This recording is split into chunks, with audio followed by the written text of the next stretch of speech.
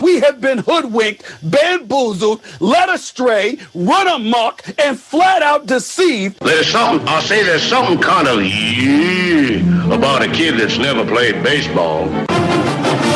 Make sure to listen to the Armchair Quarterbacks. Good enough for us down here in the bayou. Go Tigers and the Armchair Quarterbacks. It's morning. Yes, and what a lovely morning. Good morning. Good morning. We've talked the whole night through. Good morning. Good morning to you.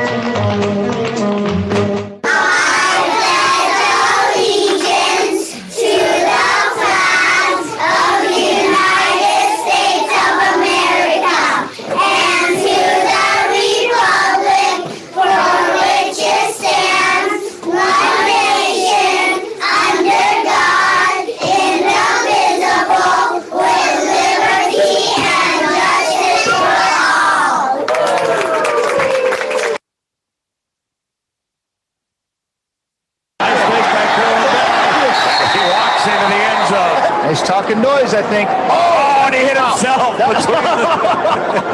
That one bounced out. Armchair.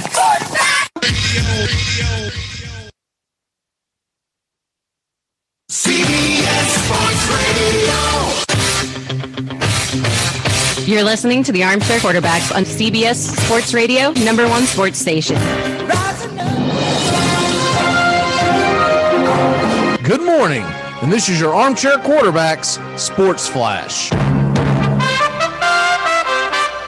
So most of us know the line. The Buccaneers plus 3.5, and the over-under is 56. Team total for the Chiefs is 30. The BUCS, it's 27. But there are a lot of other prop bets, and here's just a few to get you rolling into Super Bowl 55 weekend. Will any scoring drive last less time than the national anthem? Yes is minus 300.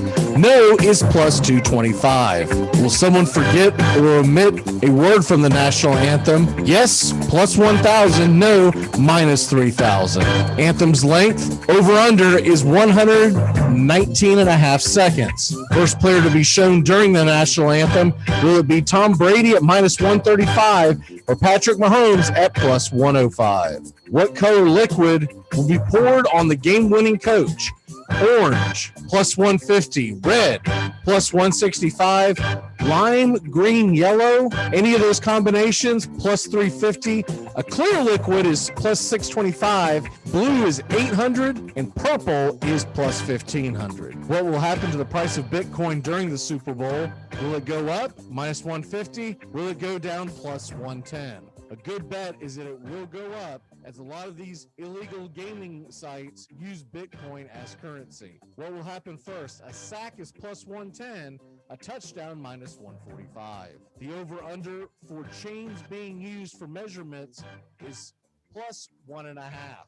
Will any player not return due to a concussion? Plus 275 for yes, minus 450 for no. How many times will Roger Goodell be shown? Over-under is plus 1.5. Bill Belichick being mentioned more than one time, minus 350. Under one time, plus 245. How many times will Gisele Bündchen be shown? The over-under is 1.5. How many times will Tony Romo mention his kids? The over-under is 0.5. The over-under on how many times Queen Latifah will be said by Jim Nantz is 1. Her show debuts after the Super Bowl. What will be said first during the broadcast? COVID or pandemic? Will Baby Goat be said in reference to Patrick Mahomes during the broadcast? Will Burger be said by Andy Reid? How many commercials will have a dog in them? The over-under is 4.5.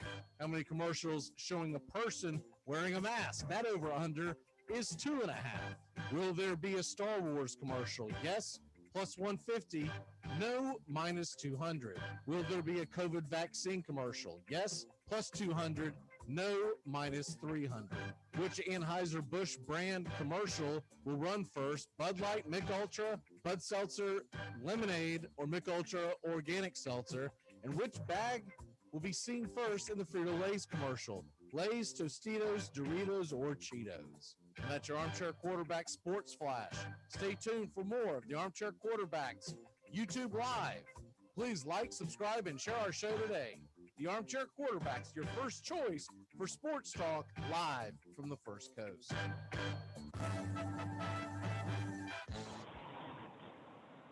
Good morning. It's time to wake up, y'all. You're listening to the Armchair Quarterback Show.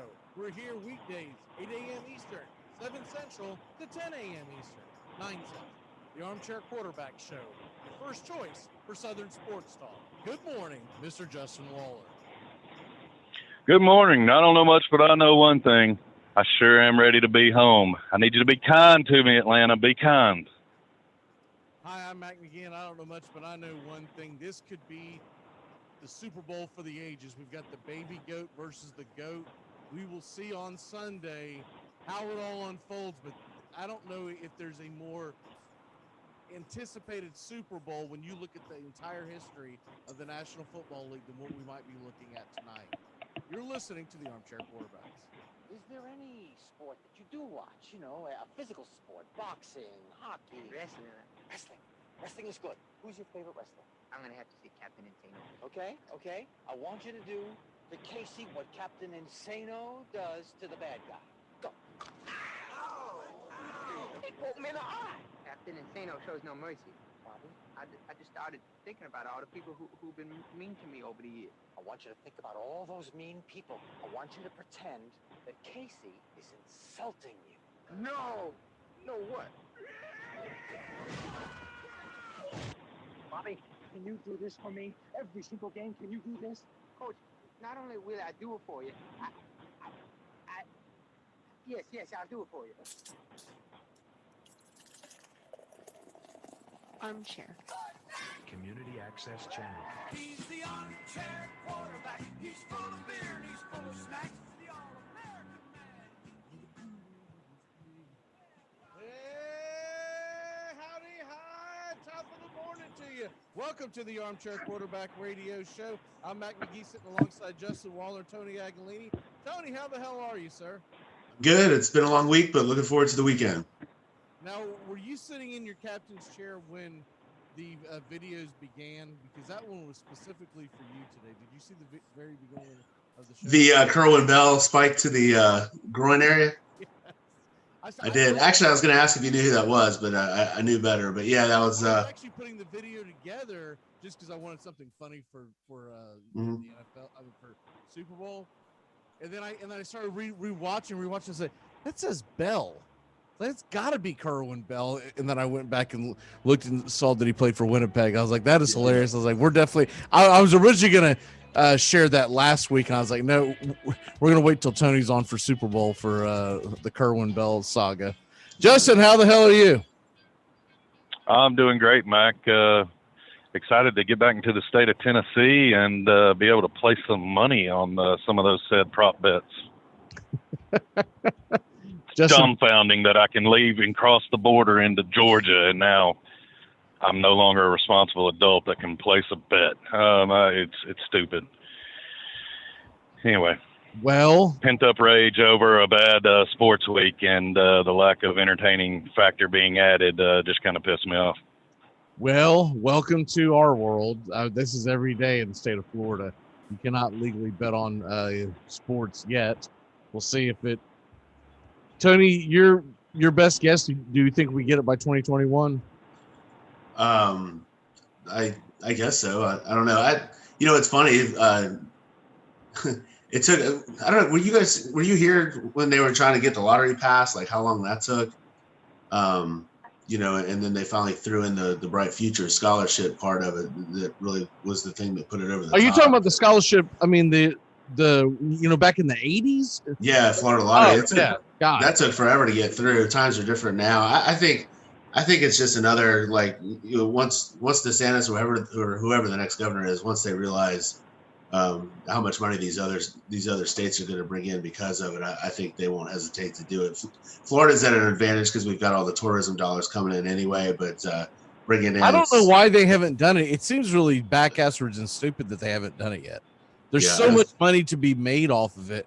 Is what my point is. All this money that needs to go to roads and because of the tourism and keep the Florida infrastructure built up. You legalize gambling, it pretty much pays for it. New Jersey is seeing that right now. They're making money hand over fist in the gaming world. Yeah, I think pretty soon there'll be kind of an avalanche of all the states that haven't been included yet that'll jump at doing it once they see it works in other places.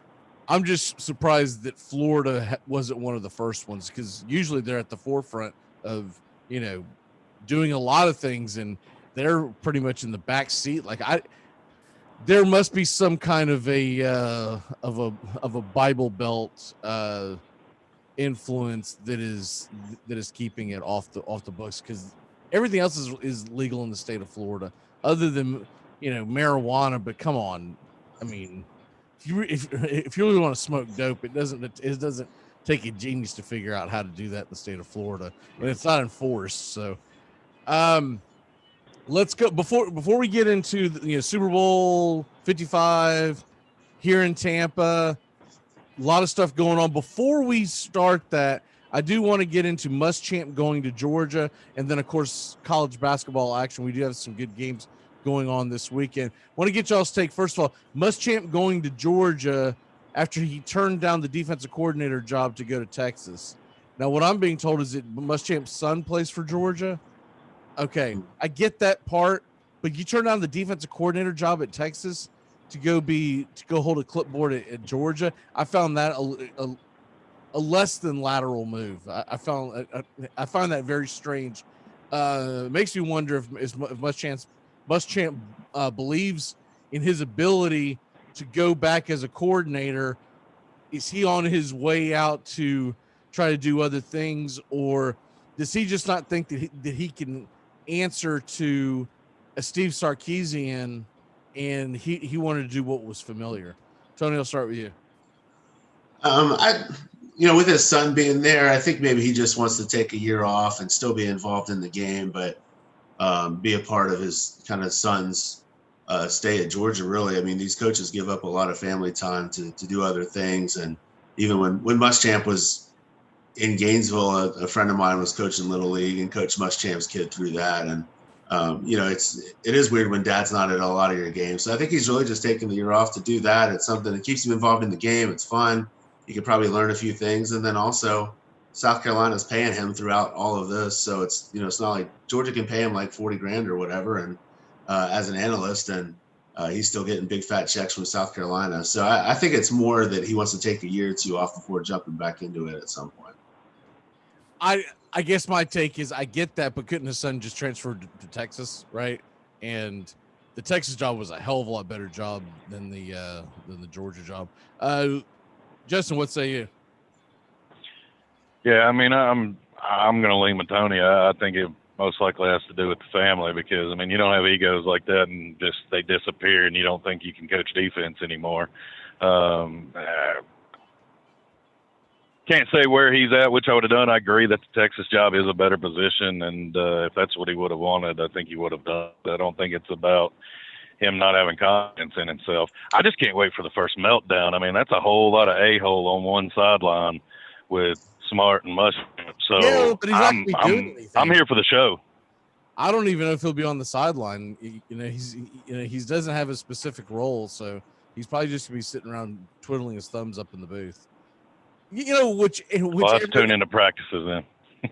Everybody wins at that point if we don't actually have to see Muschamp. Like, everybody wins at that point. But I contend that he's going to regret doing this, because when he tries to come back, he's not going to get a job as good as the defensive coordinator at Texas. It's just not going to happen. Not to start off. So he's going to start off. He's going to have to start off a lot lower on the totem pole, unless for some reason Kirby Smart decides to fire his defensive coordinator, and then he just steps in as the role. I mean, maybe that's what he's hoping for. But I'd have told Junior, hey, why don't you come to Texas with me? Let's get the hell out of Georgia. You're not winning anything here. Kirby Smart stinks. He sucks. Kirby Smart's a joke. He's going to end up getting fired in the next couple seasons. And now he probably shouldn't actually say that to his son, but it's it's true. Kirby Smart will not be the head coach of the University of Georgia by the time Muschamp's son graduates. He is going to implode that much. He can't keep losing and not winning the division and basically being Mark Richt 2.0 and keep his job. Maybe Muschamp thinks that he'll inherit that job. I don't know. College basketball this weekend, we got a lot of big action going on. Florida State once again is on hiatus. I can't tell you how happy I was to read that a few days ago that we won't be playing for another couple of weeks. We'll come back like gangbusters off of our 2-week break and beat the hell out of someone by 30 points. But then this seems like this is going to be a constant thing at Florida State, so I don't even know if they'll make it to the tournament. Florida, they've got a big game, and then Kentucky and Tennessee play Saturday night on ESPN. Let's start with Florida. Tony, they took one on the chin the other night. They lost the game they absolutely had to win. I think that's going to hurt them trying to get into the tournament down the road. You can't lose to a terrible team like South Carolina at home and expect that you're all of a sudden going to right the ship and get into the tournament. Now, maybe they'll rattle off some W's, but it's got to start Saturday at LSU because LSU sucks. LSU is so overrated. Every time LSU plays anyone worth any salt, they get ran out of the building. They got blown out again by Alabama. LSU is a terrible version of a college basketball team. They're probably the most overrated team in all the Power 5 conferences because every time I see them going up against someone decent, they get killed. I think Florida's going to go in and beat LSU. What say you? Yeah, that was a bad loss on Wednesday night, and really it's Frank Martin has Mike White's number all the way back to the Elite Eight a few years ago at Madison Square Garden, but they play bully ball, and we've never been able to really adjust to them down low, and they went on. I think points in the paint was like 20-20 at some point, and then it ended up being like 52-21 or something like that by the time the game was over with. LSU doesn't have that kind of team. I'm with you. I like our chances tomorrow. Already blew LSU out once. LSU doesn't play a lick of defense. They've got some great scorers on that team. But if Florida actually shows up and plays defense, unlike what they did the other night, I like our chances. This team seems to play better on the road than at home, and not just this year, but in years past under Coach White. The problem is every time we seem to take a few steps forward, we lose one of these games like the South Carolina game, and it knocks us right back down to where we were before. But it's a big back-to-back road trip. You're at LSU, and then you go to Knoxville next Wednesday. So at least need a split out of these two. You can't lose 3 in a row, and all of a sudden you're trending downward before tournament time comes. Justin, what say you? Tennessee travels to Rupp Arena Saturday night on ESPN. Well, I hope they bring a better game offensively than they did against Ole Miss. It's kind of, you see the same storyline that Tony just laid out for Florida for Tennessee. I mean, you put together some nice wins, and then you get the offense you think going, and then it's back to just pushing the perimeter, can't get down low in the paint, and really take away the game and put teams away that you should be able to. So hopefully they can get that against down Kentucky, because I'd like to get the split against Florida. As Tony mentioned, again next week. Hopefully that was the split he was talking about, and I'll be extremely happy. Well, I'm thinking Florida State's going to do what Michigan does. They're just not going to play any games, and we're going to be catapulted into the top 5. You see this? Michigan keeps climbing up the ladder. What the hell is it with Big Ten teams that don't have to play games, but yet they keep climbing up the ladder? Ohio State did it in football, and Michigan, who's shut themselves down for 2 to 3 weeks, they've gone from number 7 in the country since the last time that they've played to number 4, and they'll be number 3 next week because Villanova lost the game. I personally, if I'm voting for this, I cannot put these guys in the damn in my top 10. I wouldn't totally kill them. I wouldn't not vote for them at all. But I wouldn't have them in my top 10 when they're not even playing a game. You shouldn't be rewarded for your lack of losses because you're not taking one foot onto the court. Am I crazy? Tony, what say you? Well, I think you're crazy, but I think your opinion on Michigan's it's valid. I mean, it's just a weird, it's different from football where you can kind of slide teams up and down. I just think the right teams are losing, and I guess Michigan's reaping the benefits of it. I do think Michigan's really good. It's just it's tough when these teams aren't playing consistently and they're off for 2 weeks. But the cool thing though about basketball, at least there's a tournament, so it'll all get figured out through that, and the committee I think will do the right thing when it comes to seeding versus the pollsters. I don't know if they will. I think Michigan will get the benefit of the doubt. I think they'll be a number 2 seed at the lowest, and they might have only played 15 games. I mean, 2 seeds probably apropos for them. 3 at the worst. I mean, they're really good. They've done a great job up there. How do we know they're not playing? Because the thing is, the biggest thing about college basketball regular season when it comes to seeding is it's a war of attrition and going in and day out and getting the W's. If you're playing once every 2 to 3 weeks, Florida State has shown that if you take 2 weeks off, all you do is go back and hit tape and stay into some version of a practice. You come back out on the floor, you can blow the doors off of somebody. But it's the playing on Wednesday and then playing on Saturday and then turning around and have to play on a Monday or Tuesday. It's the eventually you're going to not bring your A game is what wears them down. I just think it's incredibly unfair for Michigan to be ranked above some of these teams that are playing day in and day out.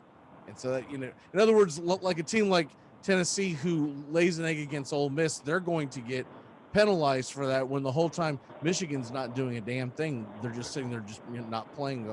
Well, we haven't lost, so you got to keep voting us in there. I'm not saying don't vote for them at all. I'm saying putting them at number 4 is asinine, and they're probably going to push them up to number 3 just because they sit out long enough. They might end up number 1. Exactly. I didn't see the end of it. I know at halftime last night Gonzaga was down by 1 point, but I didn't log in and look at it this morning. I need to look at that. Okay, they did pull away and beat Pacific 76-58. It's ridiculous that Gonzaga is ranked number 1 over Baylor. Baylor's played a much tougher schedule, and I'm not saying Gonzaga's trash by any means, but Baylor should be ranked number 1 in the country, not Gonzaga, beating teams like Pacific every single night. Let's go ahead and switch gears to the Super Bowl 55 in Tampa. You've got the GOAT versus the baby GOAT as they're billing it. I don't know if you can see the only problem I have with when they start saying Mahomes is the baby GOAT. If he wins on Sunday, okay, maybe you can start giving him that moniker. But the guy's won 1 Super Bowl, so I don't know if baby GOAT can be put in that. But I think it's I think it's the assumption that they think he's going to rattle off a bunch of Super Bowl victories. That's not necessarily the case. We have seen this over time where, well, nowadays it's the salary cap that eventually gets you. And will they be able to resign when they finally have to make a decision on who they have to keep? Is it Tyreek Hill or Kelsey? And if they can't keep them both, that's going to be a big factor in whether or not Kansas City gets the 3rd and 4th Super Bowl championship. When this is your 10th Super Bowl and the guy you're playing against is the 2nd Super Bowl, it's a little ridiculous to call him the baby version of you. I mean, I know once again I'm crazy, but good God. Hey man, he ain't even got 2 rings.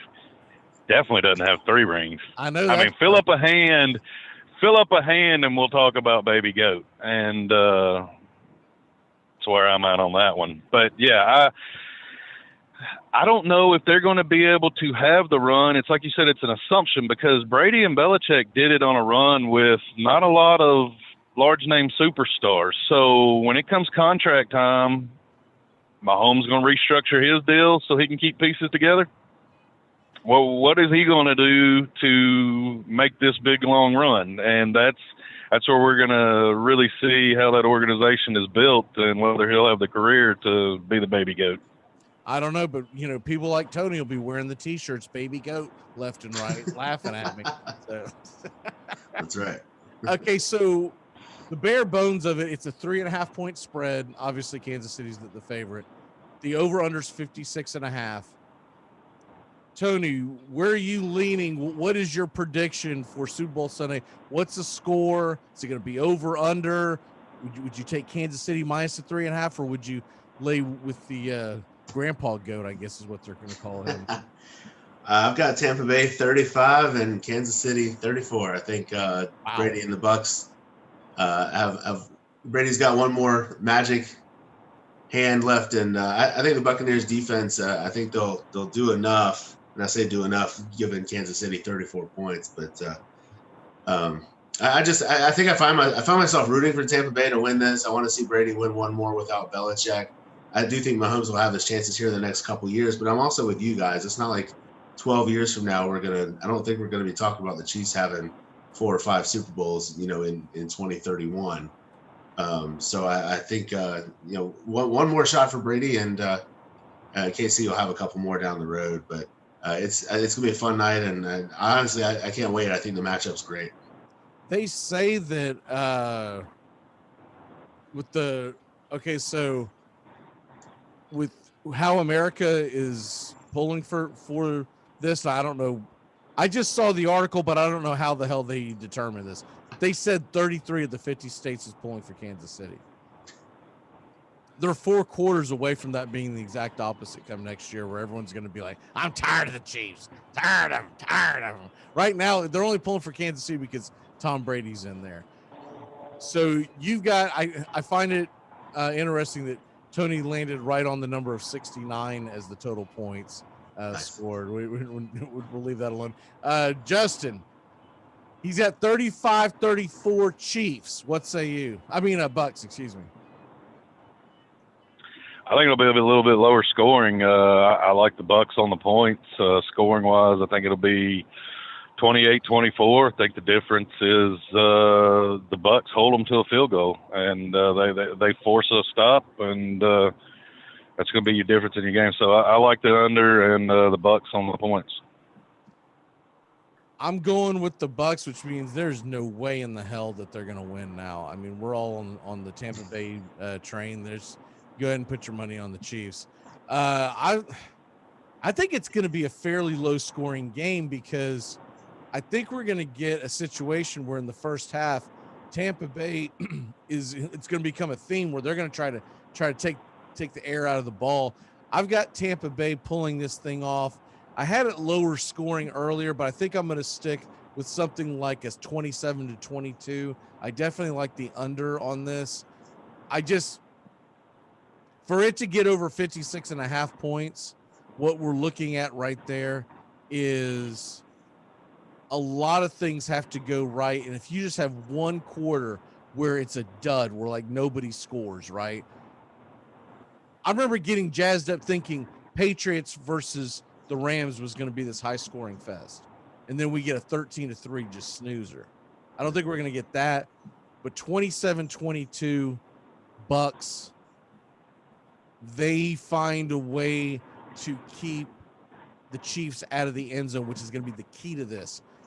They're going to give up the yards, but keeping them out of the end zone is going to be the key. Tony, before you leave, are there any prop bets that you're interested in? I always think the national anthem one is funny, just to see how long they can draw it out. So I root for the under on that one because I think the better Star Spangled Banners are the ones that aren't put on like Broadway shows. Just get up there and sing it and do a great job and be done with it. It's shorter in previous years. It's only 119.5 seconds, so the over/under is 2 minutes. In years past, it's been like 2:10, something like that. Because I always bet on it. I know that's solid betting advice, but I always come out the gate and want to get at least a good $20-25 on the national anthem. This year, I think I'm going to take the over. I normally take the under, but I think I'm going to take the over this year because there's 2 of them singing it. And that I just feel like one of them is going to try to outdo the other. And Eric Church, I guess, will be playing the guitar, while the other lady, I forget her name because I don't listen to terrible music. She's going to be singing. I'd say she's probably doing most of the singing because Eric Church doesn't have the kind of voice that I think could pull off the national anthem. But I can see him doing a and then right there's going to go, oh crap! Anyone who took the end is going, oh yeah, God, you're killing me. Just get to the song. They also have the prop of whether or not a word will be omitted with two people in there. I'd be willing to kind of throw a few bones on. It's plus 1,000 right now on whether or not a word will be omitted or screwed up. And if they are, I still haven't seen verification, but if they're singing it in the stadium, which I would think they would be since there's 25,000 fans being allotted, if they're going to be singing in the stadium, this could be the first time one of those or both of them would have sang in front of a live audience like that in quite some time. I would think a nerve would get in there and they would screw up at least one word. So that's where you put all your mortgage money in this week. What's your walk-off, sir? Let's see. You mentioned yesterday when you texted me about signing day. I don't have a whole lot on it really. Signing day for Florida was pretty much done in December. Really the only big news for us out of signing day was the portal guys got announced, and that's Bowman from Clemson, the running back who we really wanted him to begin with. Shelton's a defensive tackle from Penn State, and Newkirk's a defensive tackle from Auburn. The two defensive tackles we really needed help there immediately. So that was more the big news out of February signing day, was just the portal guys being official. Golf this week. It's funny, the Waste Management Open's a lot of fun, more because there's people there, and that's not really the case this week. I think they're on a limited crowd, but it's been a really good lead into the Super Bowl the last probably 10 years or so, if you get tired of watching 6 hours of features and pregame hype. But really, it's funny, after day one, the leaderboard's not all that great. So hopefully some of the big names will play better today, and by Sunday we'll have a full big name leaderboard. But that'll be a lot of fun this weekend. That's because they want to get home and watch the game. They're like, I'm going to be out there swinging the stick when the game's kicking off. What the hell, man? Yeah. Come on. Why are we even playing? I notice that there are a handful of NHL games on Sunday. They don't normally do that. And there's a couple of NBA games on Sunday. Okay, well, I hope I've relayed this to you, because evidently I haven't done it very well to the rest of the people. We're not doing any more shows the rest of the month. Do you know that? No. But I've done a terrible job letting everyone know this. I knew Justin knew. I guess because Justin knew, I thought everybody knew. We always shut it down for a week after the Super Bowl, but we're changing everything in here, and we're having to reconstruct and do a lot of things. So the first week of March, conference tournament time, is when we're going to be coming back. I didn't think we were going to miss a whole lot of, let's break down the Daytona 500. So. All right. Sounds good. We'll see you in a month. All right, brother. We're going to take a quick break. When we come back. Take care. Justin and I are going to be getting into the prop bets. Once again, this is our last show until March. I don't know. I guess I've done a terrible job. I should have made a damn commercial about it, Justin, I guess. Everyone I've brought it up to this week, I've had texts later go, what do you mean this is the last show? What are you talking about? All right, we'll be back in a flash on the Armchair Quarterbacks. You are so going to end up in porno. Top Gun Supply is the friendly gun shop. They are a Glock Blue Label dealer for military and first responders. So stop on by at Top Gun Supply at 525 State Road 16, 10 a.m. to 6 p.m., Monday through Saturday. The friendly gun shop, proud sponsor of the Armchair Quarterback.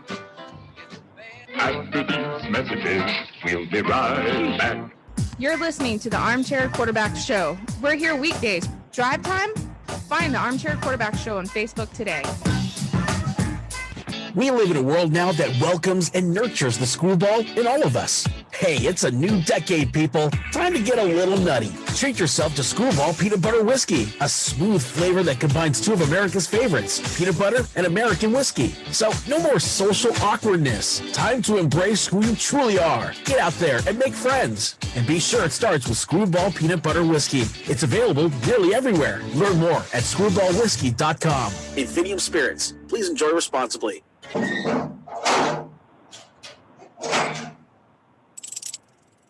You're talking about a bunch of unproven kids who were in the prom.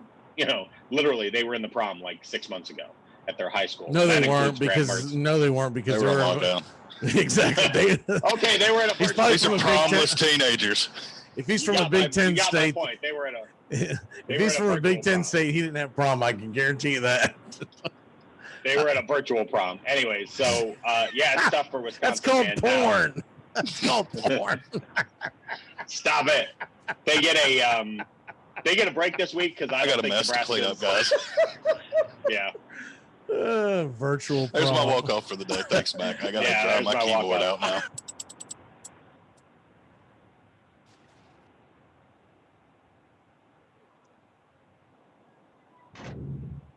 Armchair. You believe in miracles? Yes!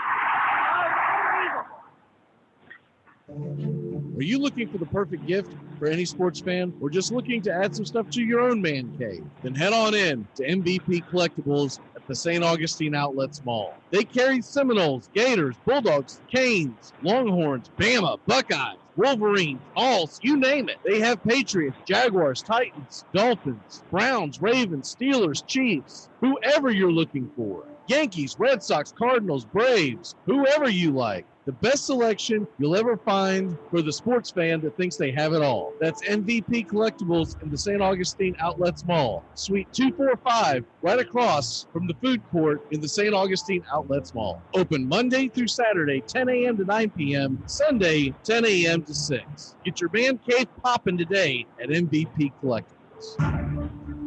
You threw my sandwich away. My sandwich! My sandwich! Welcome back here to the Armchair Quarterbacks. A little bit of what's happening here in the world of sports. Last night, number 1 Gonzaga took down Pacific 76-58. And number 7 Ohio State 89. Iowa, number 8 in the country, 85. And Justin finally got them on the televisions at the local sports bar. Yeah. If you're a front of the house manager, take notice right now. Your customers should not come in and set your TV line up. Like, I mean, have a little dignity in the job and make sure. And if you don't designate it as the general manager to your front of the house manager, make sure you at least have it on the right TV. Yeah, the whole bar had the Ohio State-Iowa game on, but it was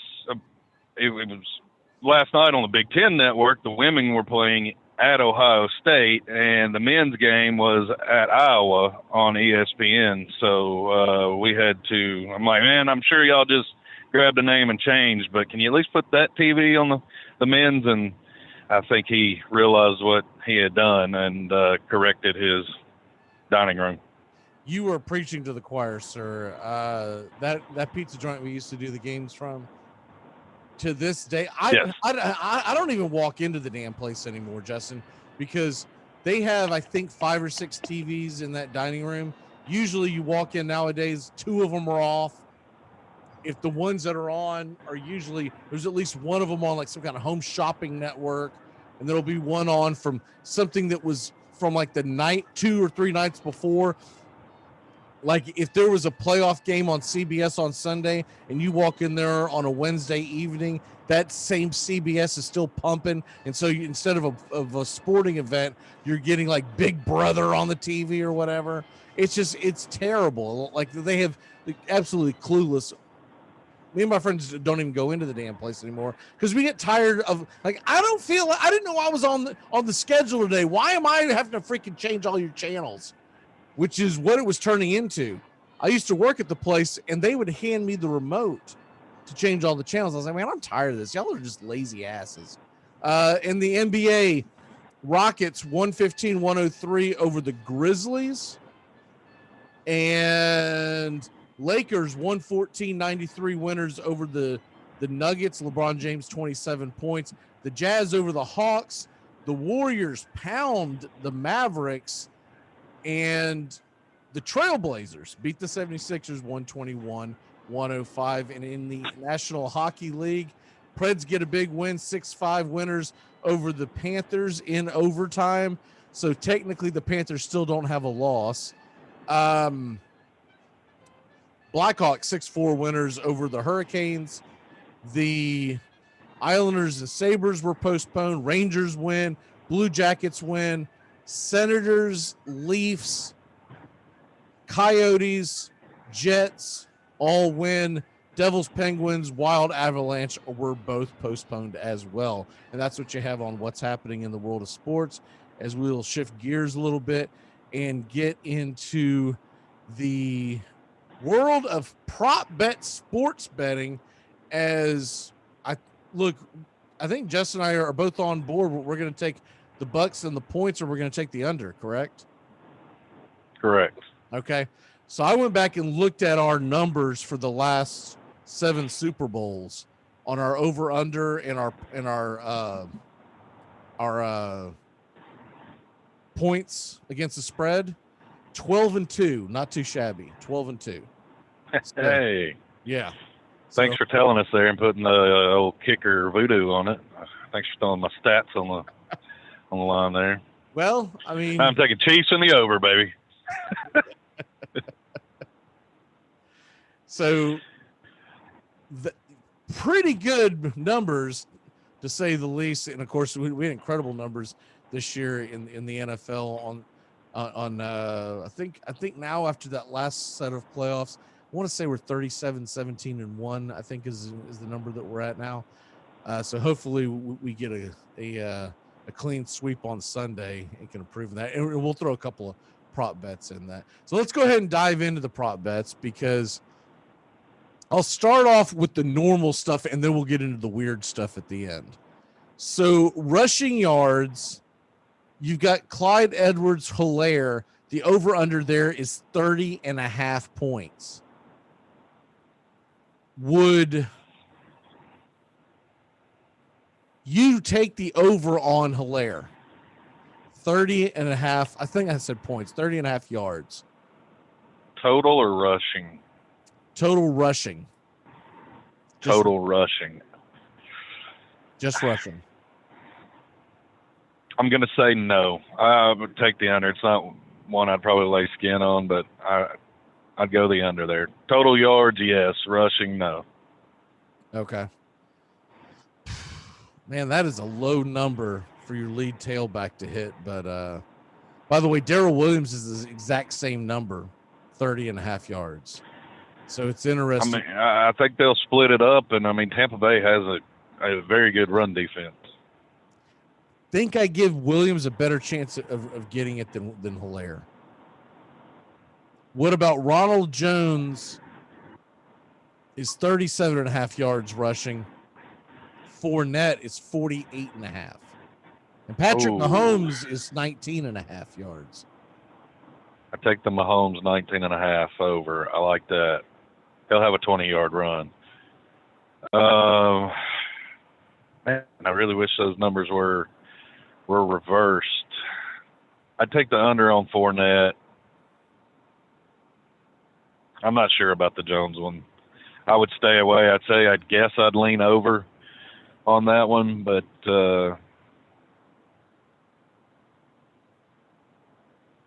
48's too much. I just don't want to put it out there since I know Fournette's going to be splitting the time. Because I think they're going to try to take the wind out of Kansas City's sails. And Fournette's played pretty well recently. I'm going to say I'll take Fournette plus 48.5. The others, I feel a little scared. I do kind of like that Mahomes 19.5, because now his turf toe should be cleared up. And I'm with you. He could knock that out in one run. Now here's where the receiving yards get very interesting. Tyreek Hill is now 92.5 yards. Kelsey has dropped down to 94.5. Those are the two big ones. You've got Godwin at 77.5, and Mike Evans is 63.5. I think Tyreek Hill is the one that I would play out of those four. What say you?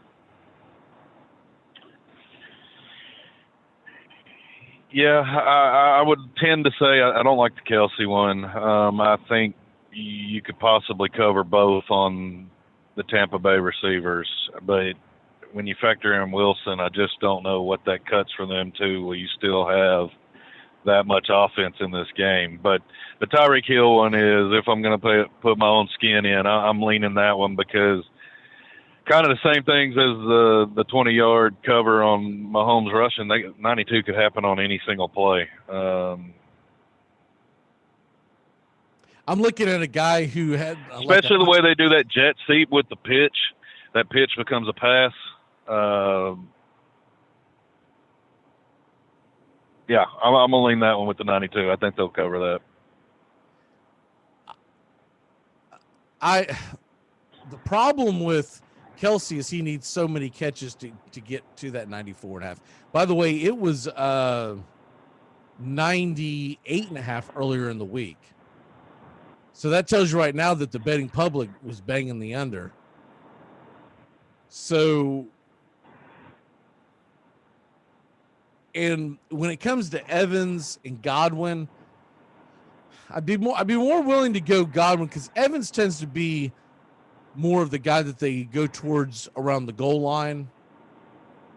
And I'd be a little concerned hitting that one. I want to try to pull up these stats, the individual stats. Let me see here. For that first game, I think the number was 170.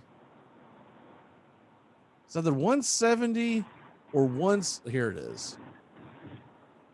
So he had 269 total receiving yards against the BUCS the first game. And I think it was 175 in the first quarter. Now, granted, they're going to make sure that doesn't happen again.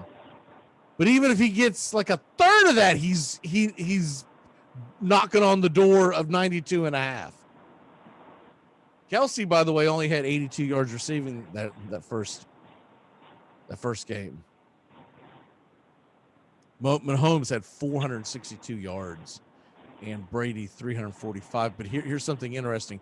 All those yards, they still wouldn't have hit the over.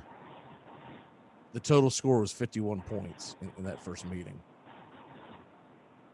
I feel more confident about the under in that game than I do on who's actually going to win the damn thing. Antonio Brown, by the way, 40.5 yards is his prop. That one's enticing to me because he could get that on one catch. Scotty Miller's only 20.5 yards. I like that one. That's what I meant. I said Wilson earlier. I meant Miller. We're going to take a BUCS one. That's one that throw a little at. I don't have the rushing. What's your value on that one? Does it give you that, or are you just scrolling through the bets? Oh, no, which one? The Miller, what'd you say, 20.5 yards? Yeah, it's a plus 110 to hit the over. To hit the under, it's minus 137. Yeah. I like the over. Yeah, I do too. McCall Harbin's 28.5 yards. I was wanting to see what his combined rushing receiving would be, because he's the type that they would want to run a reverse with. But the only rush receiving combination that I have in front of me is Hilaire and Fournette and Williams. And so let's see if there's any other player props here before we get to the goofy ones.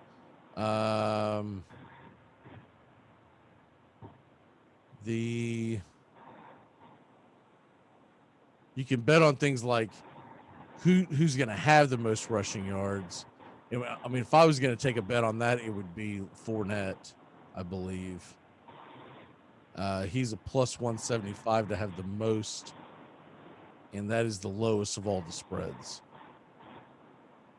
you can take a wild shot in McCurl Hardman plus 3,300 to be the leading rusher. If that dude gets a reverse, but the problem is the Kansas City Chiefs have yet to share their game plan with me. And until I know their game plan, I don't know if I want to go all in like that. But I might throw $10 on it. I mean, it's kind of like the anthem. When you get to the plus 1,000s and you get to those gigantic ones,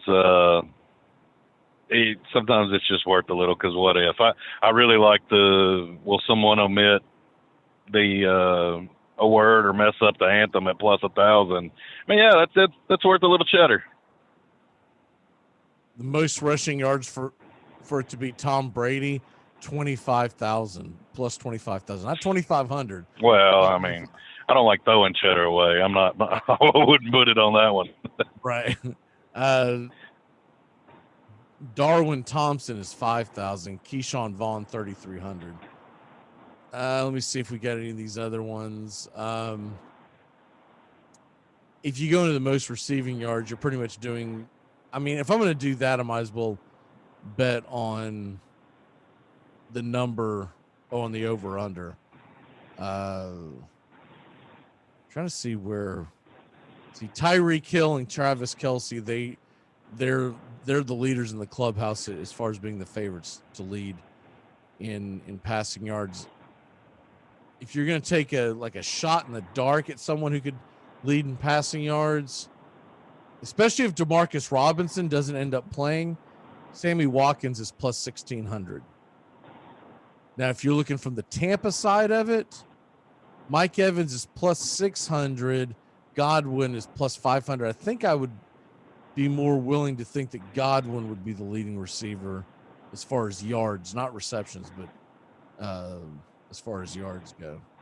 All right, let's go ahead and switch over to the goofy prop bets, or as they call them, the exotic prop bets.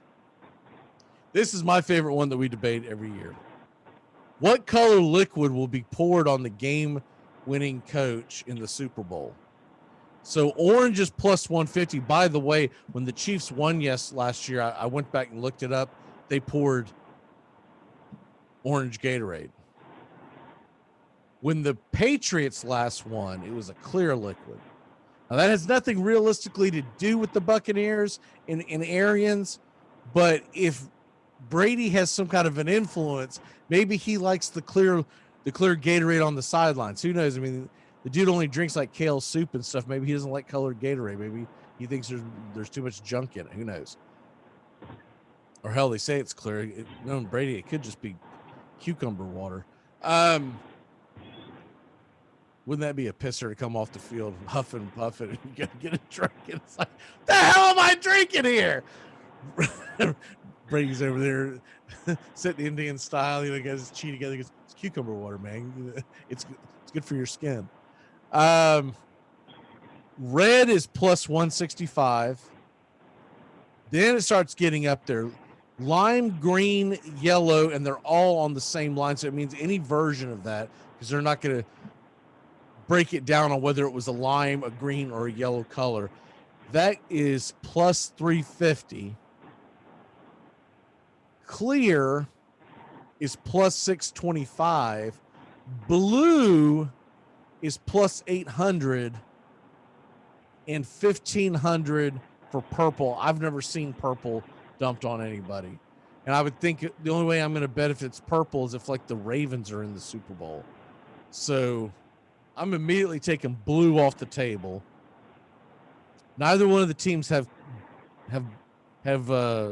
blue or purple in their color, so I'm taking those off. I would take a random flyer that the BUCS at plus 625 could dump clear liquid on Bruce Arians. What say you? I'm in between. I just for some reason feel that the BUCS will dump red Kool-Aid or Kool-Aid, red Gatorade. Well, I'm going with the red. That's the I feel safe like Bruce bet. Arians likes to color coordinate everything. He's, he likes to rock his hats and his shoes, and he's color coordinated. So he's going to want to be doused with some style. I think it's going to be red. Well, they're wearing white. Now, the question is who picks it, because I think if Tom Brady picks the Gatorade, you're right. I think it's clear. I'm really torn, and I need to know who makes the decision. It's probably neither one of them. It's probably some kind of equipment guy that picks it. And there's probably several different colors. Well, I would tend to think there's probably several different colors sitting on the sidelines. You don't just have one color, right? It just comes down to what do they grab. And maybe the orange and red are the favorites because that's the more popular flavor, and they figure they're going to grab one of those. But if you're a player, wouldn't you grab the least popular flavor? That's what I would do. I would dump what I don't want to drink the rest of the the last 2 minutes of the game. Because after I dump it on Andy Reid or dump it on Bruce Arians, maybe I still want to go grab myself a drink. So that's why I'm going with the clear, because the clear is junk. It has absolutely no taste to it. Not a big fan of the lime version either. I'm personally saving the orange and red. I like the orange and red flavor. And the blue's not terrible, but it's not great. I don't know if I've ever had purple. I've had purple Powerade. I don't know if I've ever had purple Gatorade. I feel like I might have spent too much time on this. I mean, I was about to break down your analysis there. I mean, I agree that the lemon or yellow is definitely the least favorite of all. It's always like someone hands you one, and you're like, you don't complain, but they do make it. Gatorade does make a cucumber lemon. Of course they do. It's not lemon, it's lemon. Dude, secretly, it's not that bad. I actually enjoy it. Well, I don't know if I would enjoy it if I'm playing a physical sport coming off when I'm just trying to rehydrate, after exerting myself from a hard workout. Joey's get some electrolytes back. Joey's chiming in that he thinks that Arians is going to want a Crown Royal purple.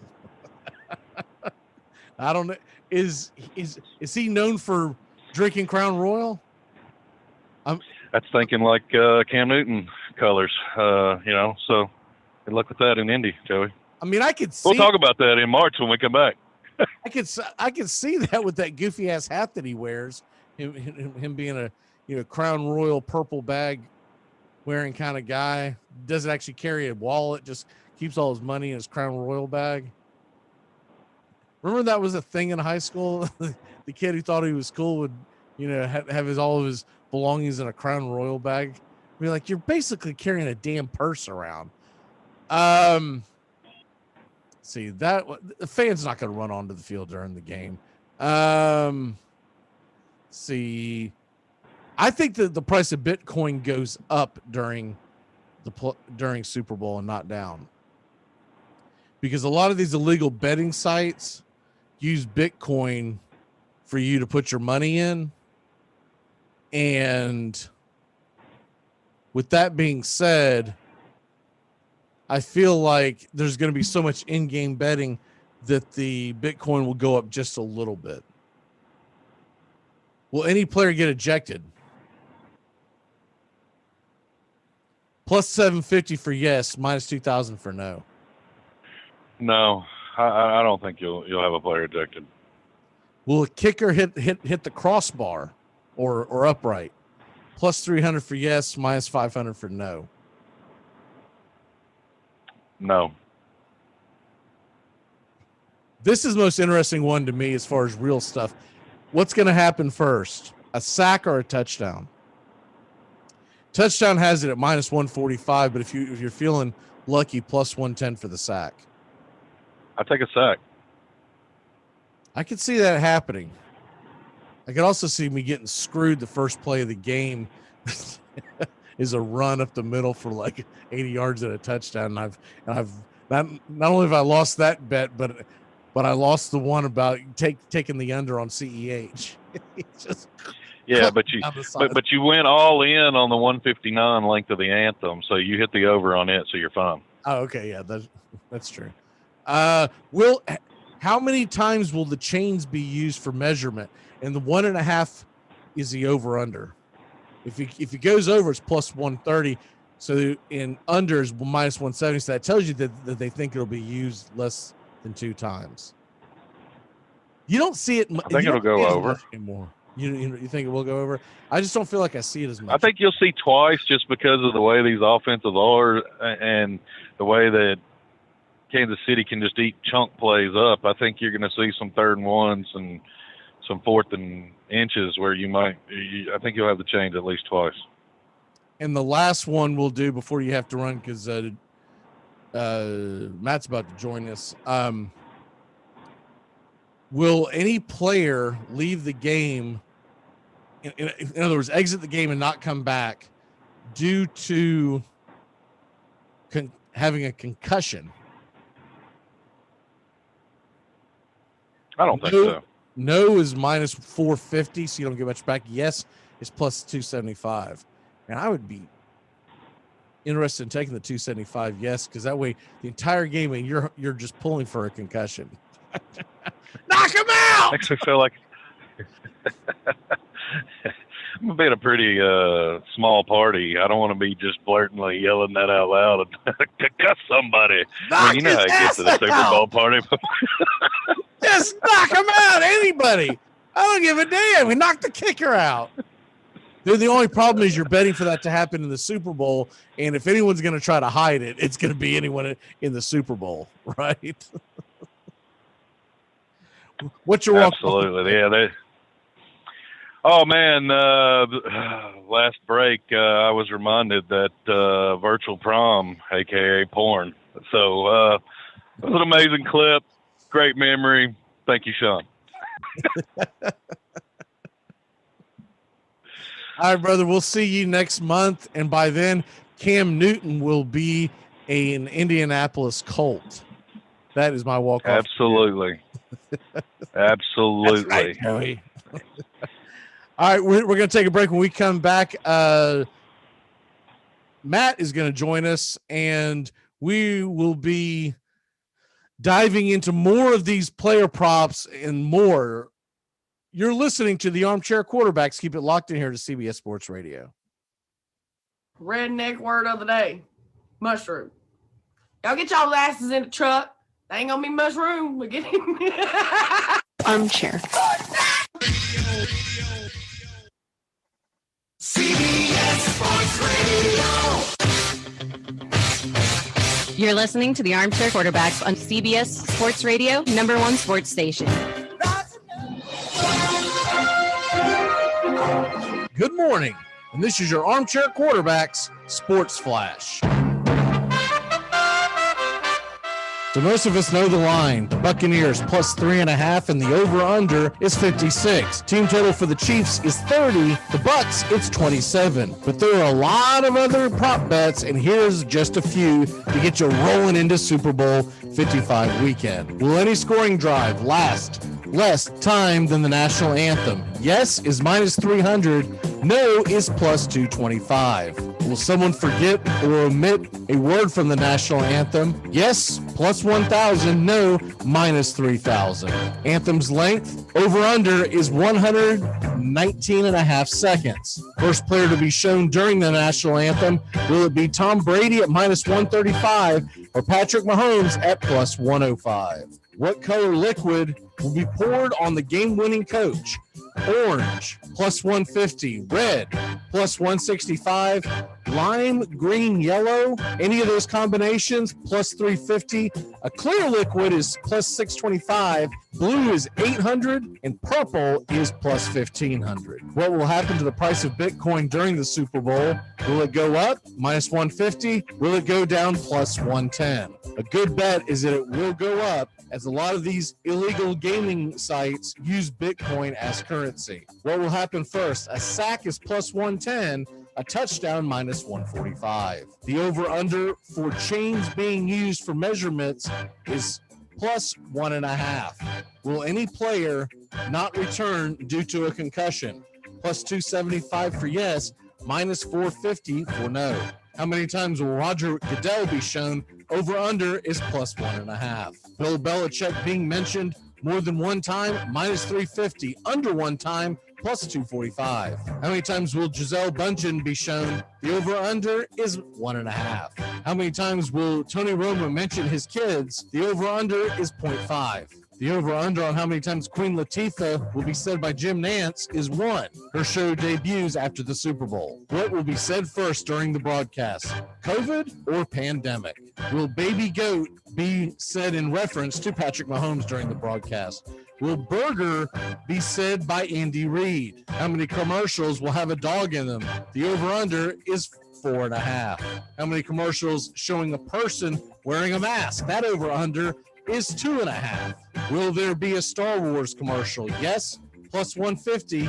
No, minus 200. Will there be a COVID vaccine commercial? Yes, plus 200. No, minus 300. Which Anheuser-Busch brand commercial will run first? Bud Light, Mick Ultra, Bud Seltzer, Lemonade, or Mick Ultra Organic Seltzer?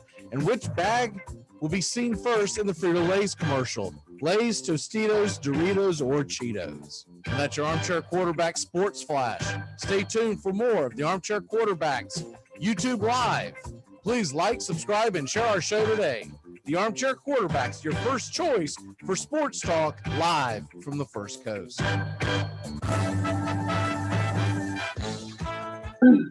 We live in a world now that welcomes and nurtures the screwball in all of us.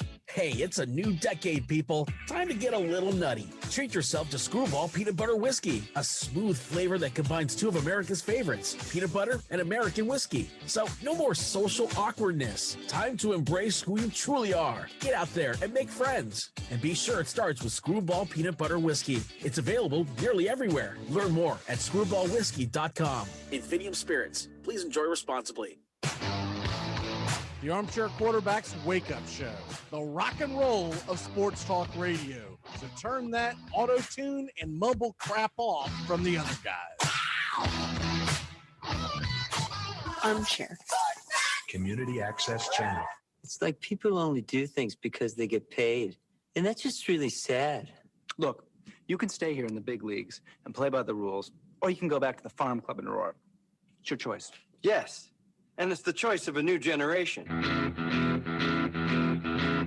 I've been hoodwinked. I've been bamboozled. Left for dead. I've been plagued by refusals. I've been hoodwinked. Look, man, you can drive. Go. Just go.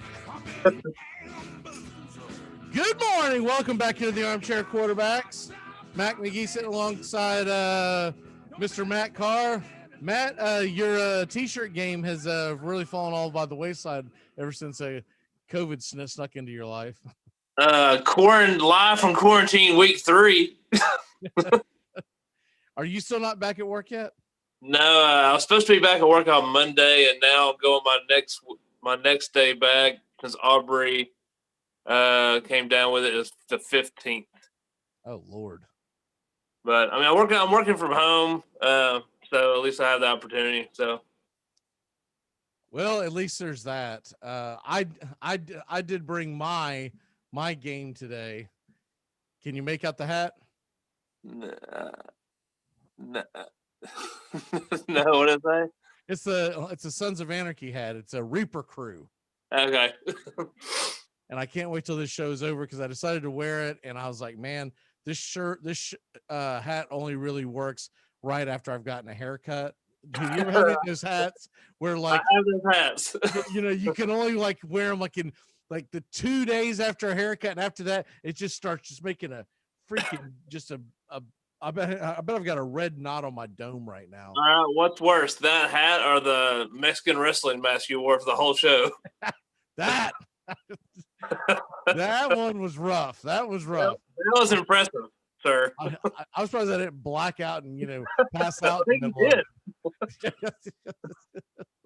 Rewatch the show. I think you did. Super Bowl 55 is upon us, and I'm on record, man. We're taking the under, and we're taking the Bucks plus 3.5. What say you? pre-playoffs, I picked the BUCS and Kansas City to be in the championship, so I got that right. But I had Kansas City winning it. But I think I'm going on a bandwagon going the BUCS, man. I think Brady gets his 7th. I think that defense is going to figure something out. I know Bruce Arians is not a defensive mind, but I still think it's a good defense. I think No, but Todd Bowles is. Yeah, I know. Yeah, exactly. And I think Tom Brady. It's Tom Brady, man. I know that you're gonna hear that. You've heard that all week, and you're gonna hear it all weekend. But the guy just don't quit. I had to go back and listen to it. I'd forgotten who I picked, and I went back to the very beginning of the season, and I did take the Tampa Bay Buccaneers to win the Super Bowl. Now, I had them beating the Ravens. Not a terrible pick. The Ravens did make the playoffs, and they did make it to the second round of the playoffs. And I remember thinking I was going to take the Chiefs, and I was like, that's just too easy. It's too hard to repeat. And then lo and behold, here they are now. So I was a little surprised. I just felt all year they have felt vulnerable, but yet they only have one loss. It's not like, this team is just barely squeaking by. They have 2 losses. They have 2 losses. 2 losses this year? Yeah. Oh, but one of them is was the end of the season, right? Yeah, they have 1 real loss. So yes, exactly. Yeah, they have 1 real loss. They got to be about Oakland and somebody else, and I forgot who that was, and I forgot about it until I saw their record. Yeah, they Oakland was the early loss, right? In fact, Oakland thumped them, and it was in Kansas City. I remember that one vividly. Yeah, it was a high scoring game. It was just a weird game. That was a very weird game. Yeah, they had. See, I'm pulling up their schedule right now. Their final loss was against the Chargers, and nobody played, so I'm not counting that one. Right? Yeah, they had 1 real loss. You're right. Right. So that Raiders loss, by the way, was 40-32, and people that watched it was not that close. No, Oakland ran that game, and they just passed all over them. It was crazy. But this is a team, for all intents and purposes, even if you give them credit for that second loss, are 14-2, but yet they have felt vulnerable to me all year. So I just feel like Tampa Bay is going to win. I don't think they're going to run away with it. I don't think it's going to be one of those type deals. My score prediction has been 27-22. That gets me under by about a touchdown. What say you? Right now, the over-under is 56.5. I just feel like that's a very high-scoring game. Without, I'm not doing quick math, but I want to say 33-27, Tampa Bay. Okay, so you're talking about 60 points. Okay, so you're taking the over. Okay.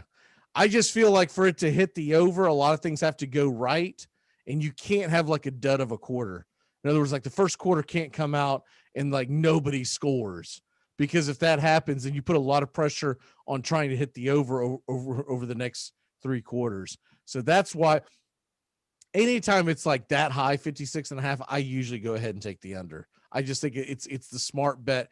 There's a stat out there that when the over under, and this isn't just for the Super Bowl, this is for all NFL, when the over under is above 50, the under hits, I think it's like 52% of the time, and then increasingly goes up by every time you go up a point. And so by the time you get to 56.5 points, you're talking about usually the under is going to hit. I think the number I saw was something along the lines of the unders or the over will hit like 20-something% of the time. And so that I'm going to hedge my bets and take the under. So I got a question. So Tampa Bay is a home game, yada, yada, yada, right? Yes. Even if there was fans in the stand, how many Tampa Bay fans are going to be there? It's not going to be like your average Joe Schmo's going to go buy a ticket to go to the game, right? I think you're going to have quite a bit of Tampa Bay fans in the stands, because I don't think you're going to see a lot of people travel. Now, I believe they're splitting up the tickets. 25,000 people are going to be allowed in the stands. 30,000 cutouts is what they're saying. Okay. I'm saying that if it was a normal season. Here's the crazy thing. In that same stadium just about a week or so ago, they allowed 40,000 people into some WWE event. The only reason why it's 25,000 because the NFL's capping at that. Yeah. Which I don't know why they're doing that, because the last game of the season, once you get them in there, who gives a damn if it's roll it. Super spreader to the rescue. Exactly.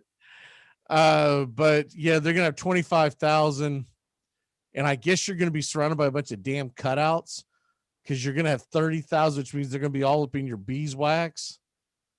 That wouldn't last long for me, man. I'd be throwing an elbow and cracking that freaking cutout in half. Exactly. Chucking it over the balcony.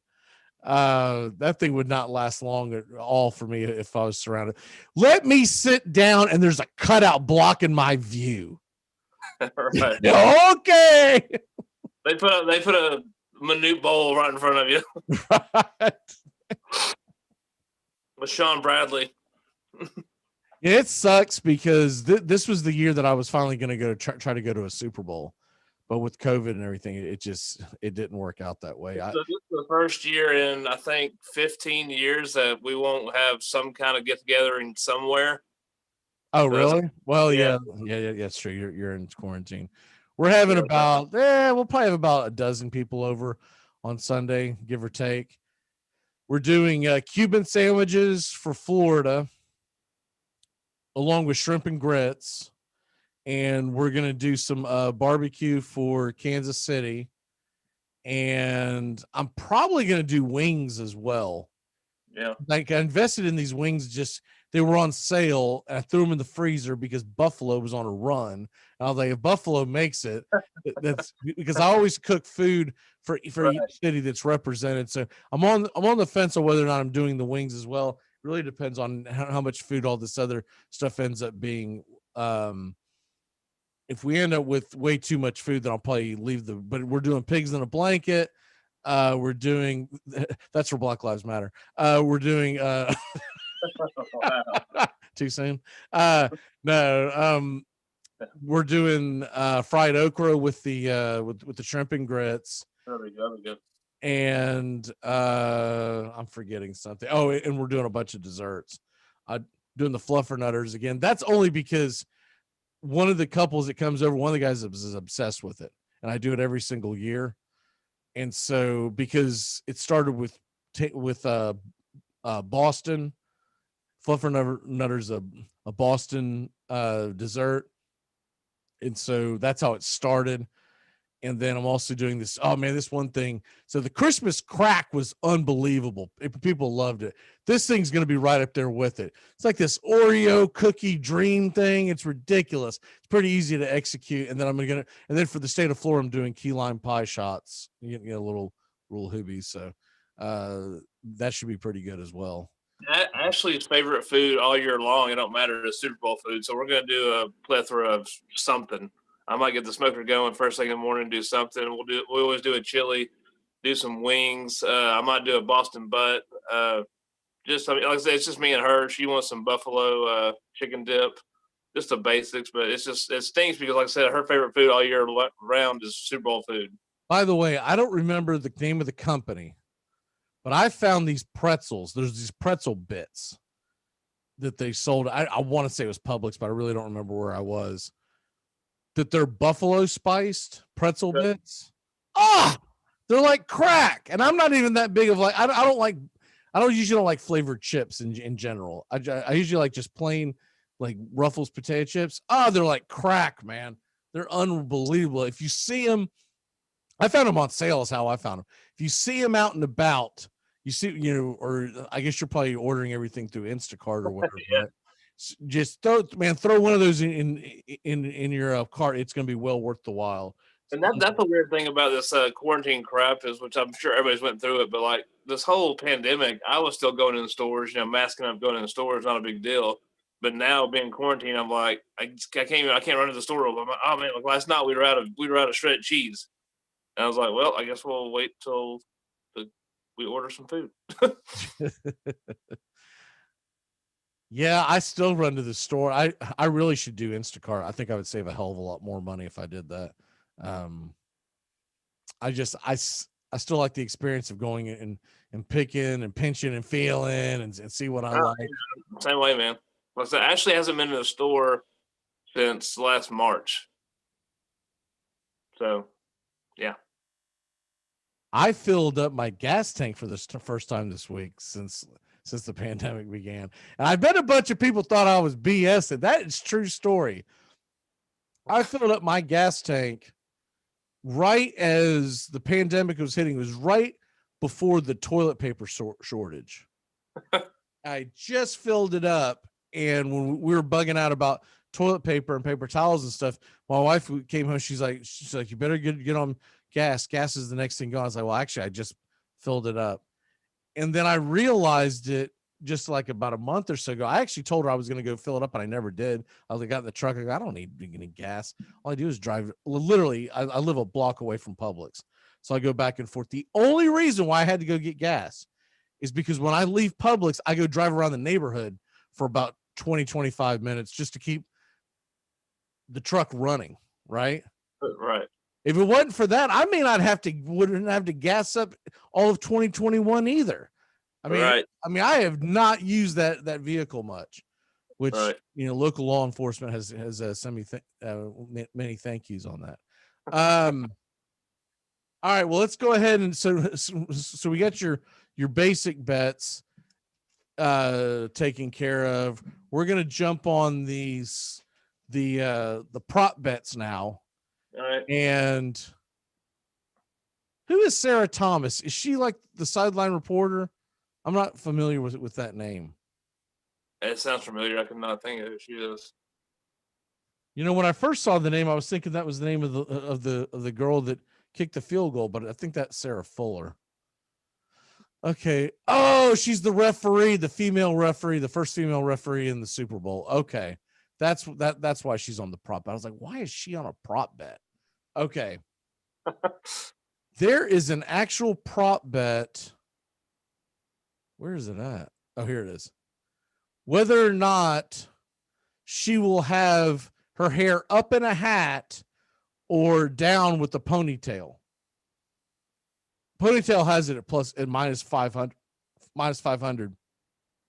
But if she were to wear it up in a hat, you're plus 300. What if she gets a haircut and doesn't need to wear it up in a hat? I wonder what happens there. She goes full Karen. Yeah. Have you seen any of the Super Bowl commercials yet? Now, I watched, there was something on last night on CBS Sports Network where they did like the greatest Super Bowl commercials of all time. And there were a couple of like clips of the upcoming ones. God, that one with Ashton Kutcher is terrible. Have you seen the preview of that one? It seems like I have, but it might have been so bad I forgot. The one that's the funny one to me is the M&Ms. The M&Ms is a pretty good one, so look forward to that one. That one. Wait till you see this one with Ashton Kutcher and what was the girl's name that was in that 70s show with him? His wife. Oh, I did see it, but I have forgot it. It's trash. They're trying to be funny about her eating Cheetos, and they're playing off of the what is that song? 40 years old by now. It wasn't me kind of thing.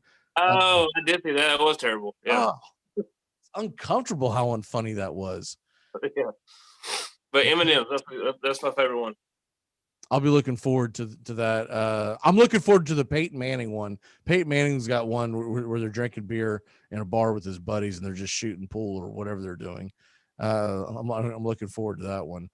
Let me see. We went through a bunch of these. What will the primary color of Bruce Arians' flat cap be? Red, white, gray, or black? It'll be red. I think it will be too. That's the red has it at minus 125. Although they are the home team, they're the home team, but they're wearing the away colors. I wonder if he might wear the white. I'm going red. I can only picture him in a red one. The Arizona red, I guess. Milana Kunis is her name. I knew it was something like that. I just didn't want to butcher the hell out of it. I think I would gamble and go with the white plus 150. What will be the primary color of Patrick Mahomes' headband? Red is minus 400, and then black is plus 210. Gray is plus 600. White is plus 600.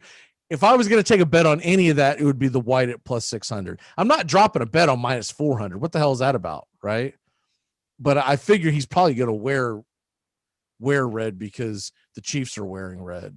Yeah, I would assume red. I mean, after his whole haircut fiasco, who knows?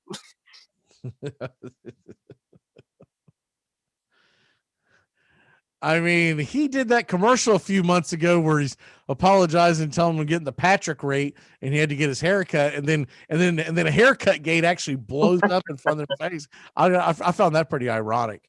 All right. I think it's ironic you make $200 million whatever you make, and you're still in line to get a haircut. I'm sure you know a guy by now. Right. How many times will Roger Goodell be shown? The over-under's 1.5. That's easy over.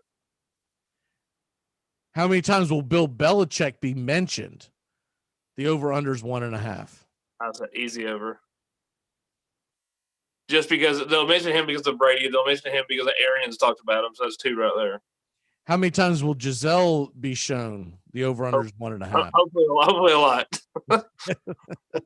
They don't tend to show her that much though, but who knows? If she wears something slutty, then it's definitely going to be the over. But if she's up there in like an overcoat and a ball cap, you're probably only going to see her. I wonder if they're going to count it if we're talking about the entire broadcast or if it's just during the ball game. I'm not going to bet on goofy stuff like that. I mean, I bet on the solid bets, like how long the national anthem is going to last. Right. The 119.5 seconds is the over under. I'm taking the over this year.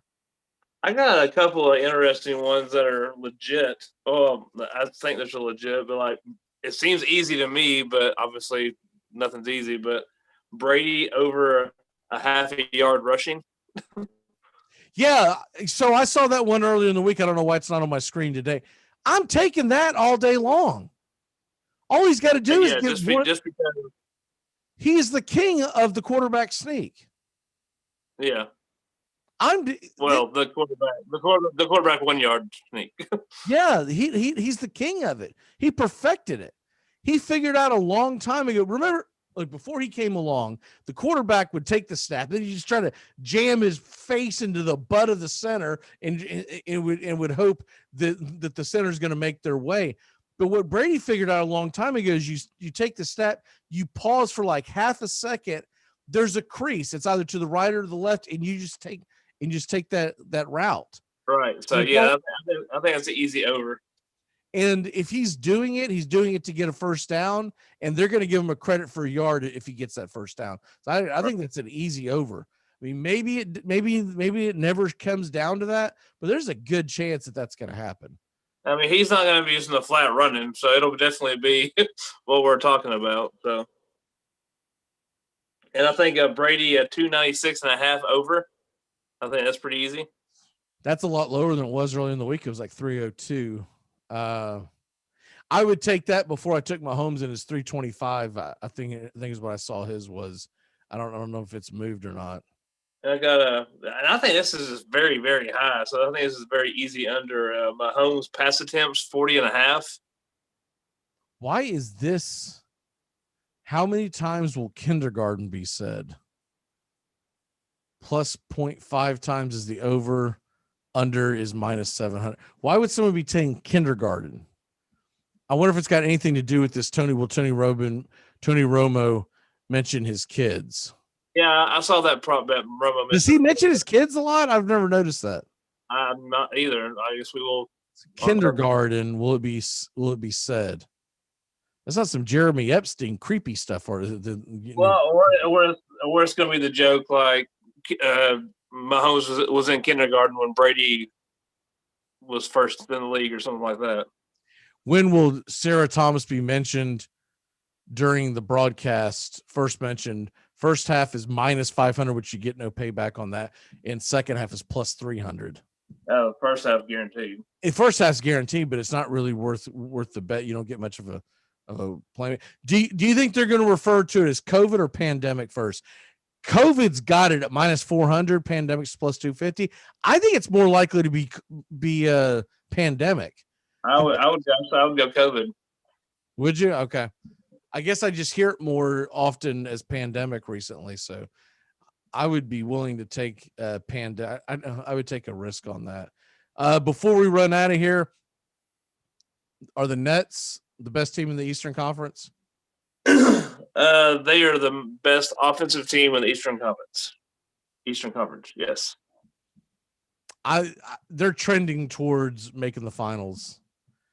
You know, let them get a couple of bangers via trade. I think the Nets might make it, to the chagrin of everybody, because no one wants to watch LeBron versus the Nets. I don't want to watch the NBA Finals on that terrible court. But the Nets are going to be tough to outscore.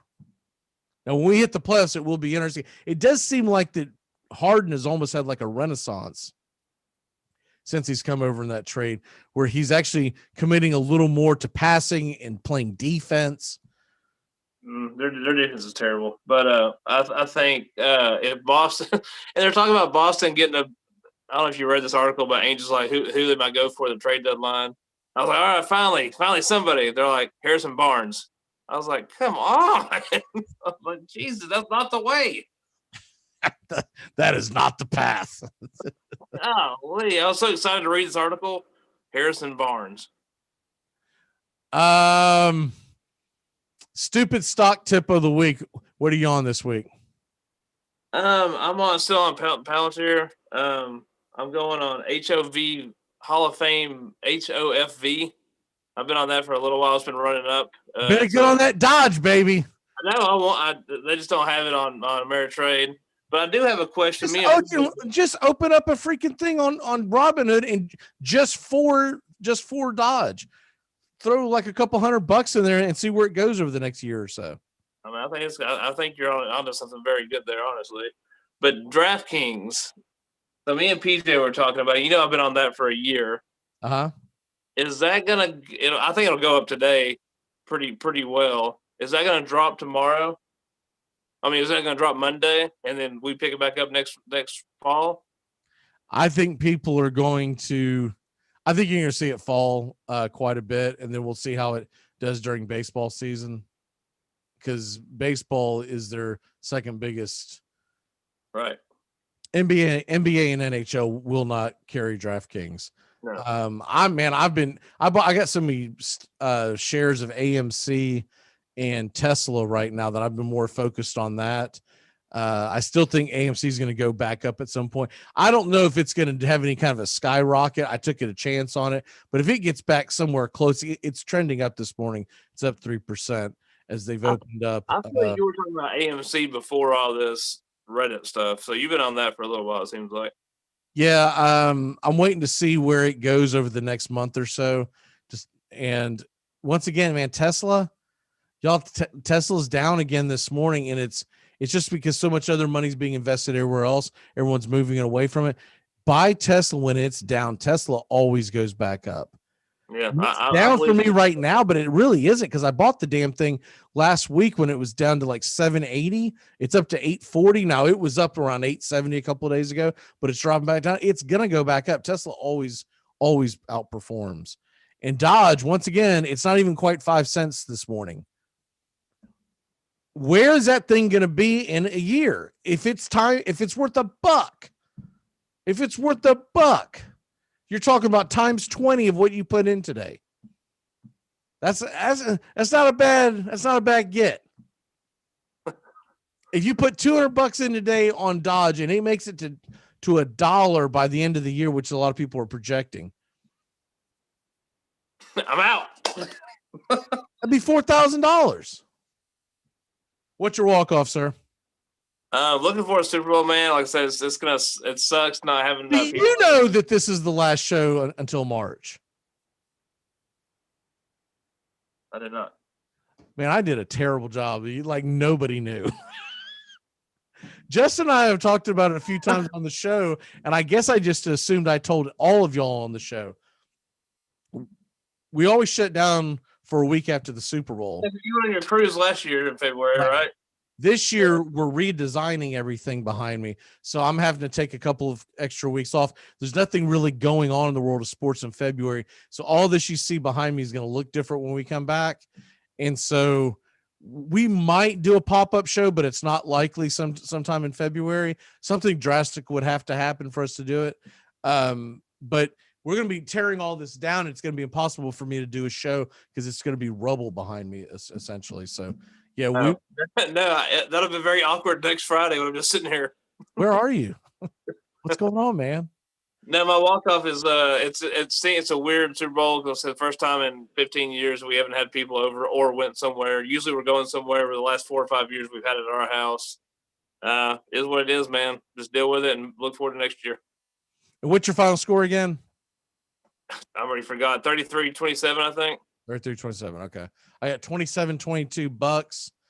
By the time we reconvene, that'll be the week of conference championships in basketball, college basketball. So we'll be going into March Madness. That's why I picked that week to come back. We'll hopefully have spring training baseball, though they might push that back. I'm not against them pushing it back a few weeks if it means that they're going to expand the playoffs in the big picture. And of course the NBA will be hitting it. That'll be NBA All-Star weekend. What the That's the stupidest. Once I'm with the players on this, it's stupid. Why are you doing an All-Star game? It was funny. I thought it was stupid anyway. And then De'Aaron Fox, he's like, this is just stupid. And I was like, are they going to have a dunk contest? Are they going to have a 3-point contest? Talking about doing it all on the same day. That is horrible. Like the dunk contest, one of the best parts of the dunk contest is the fans' reactions. By the way, they're going to be doing it on March 7th, which is a Sunday, right? Do you know what happens at the time that they're tipping this off around that time? No. The NCAA committee will be releasing the field of 68. I mean, NBA All-Star Weekend is one of my favorite All-Star things there is, but there's no point to do What I'm saying is no one's going to watch it because even if once you get your brackets and they tip let's say they decide to tip off a half hour afterwards or whatever, right? People get so engrossed on watching all the reactions and start filling out their own brackets that it's a stupid idea. Like I said, I love All-Star Weekend. NBA All-Star Game is pointless anyway. If they're going to do it, they should have done it the week before, is my point, because it's just a dumb idea. Or wait till after March Madness. Hell, I mean, whatever, but it's just so dumb to try to go up against college basketballs because everybody fills out a bracket. Everybody. Right. Boy, as soon as I said that, as soon as I said that about AMC, man, it's taking us it's taking a nosedive. But the way I look at it, you don't lose money if you don't sell. So that's just the way that goes. All right, brother. We'll see you next month. Y'all get better. Enjoy the Super Bowl, and we'll see y'all. March 1st will be the next time that we come back, and this whole thing should look. It's either going to look a hell of a lot better, or there will be a bunch of hammer and hammer holes in the back of the wall back here where I've gotten pissed and got screw it. I'm just going to do nothing but a green screen behind me, and we're done. All right, brother. Later. All right, we're going to take off. We don't have time for turn back time, which is fine. We'll see you March 1st, Monday, March 1st. The Armchair Quarterbacks will be back. Go Bucks, baby. We'll see you hopefully on the other side with the Tampa Bay Championship. Goodbye, sweetheart. Well, it's time to go. We're back tomorrow with another show. Well, unless we're fired, we'll talk to you then. Goodbye, sweetheart. Goodbye. Goodbye. Guys and gals, it's time to go. We'll see you on the next show. Same bat time, same bat channel. Thanks for listening to the Armchair Quarterbacks on these CBS Sports affiliates and catching the show on YouTube Live. We're here weekdays, 8 a.m. Eastern, 7 Central, 5 Pacific. Find Armchair Quarterbacks on YouTube Live today. Please subscribe and share and take us everywhere you go. The Armchair Quarterbacks, your first choice for Southern sports talk, live from the First Coast. Gonna get another cigarette.